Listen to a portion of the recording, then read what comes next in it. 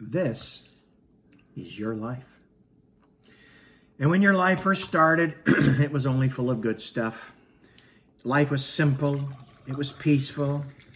When I was a child, I thought as a child. I understood as a child. Everything was good. But the devil doesn't like you. And he doesn't want you to have peace and joy and good things in your life. So he comes. And he gives you temptations. Oh, he gets friends to come along and say, ooh, try it. You like it. And he woos you to make a choice. And so you choose just one little sin. It's not much. It's just one. It's so little. It's so tiny. It's insignificant, except that it pollutes your life. It corrupts your experience. And after you've done one, it's easy to do another one. Maybe it's a puff on a cigarette, or maybe it's a little bit of drugs, or maybe it's a movie with some swear words, or maybe it's a little bit of pornography, or maybe it's a little bit of pride and self-righteousness. But whatever the case, it messes you up. And now with your life stinking, being like hell, messed up, ruined, you want something different in your life. And so you say, you know what, I'm gonna give up all this stuff. I'm gonna go back to truth. I'm gonna go back to right. And so you go back to truth and right. And you start putting that back into your life. And, and it actually does seem to make things worse at first, but then it actually starts getting better. And you say, you know, wow, it's actually getting better. My life's improving. And then like a dog that returns to its vomit, you go back and you just do one more thing. It's just one more, but this is a funny thing.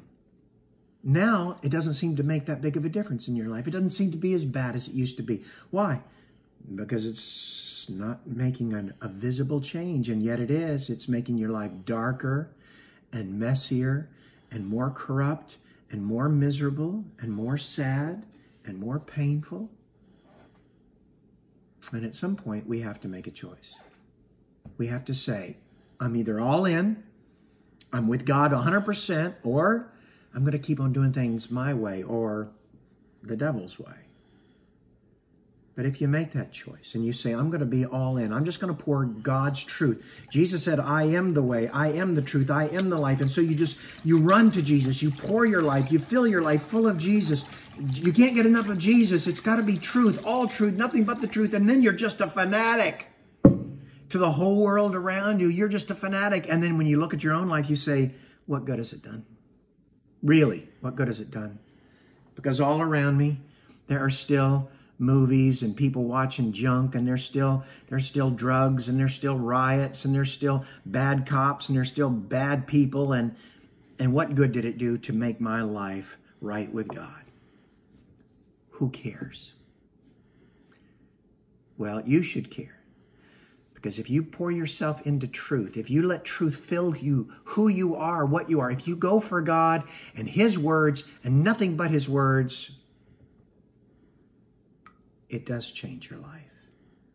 No matter what's going on around you, it changes your experience. And even though the world all around you makes it look to some that you're no different than anybody else, friend, you're different.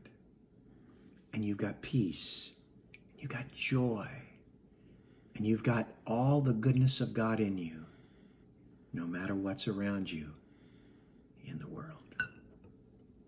So what's your choice going to be?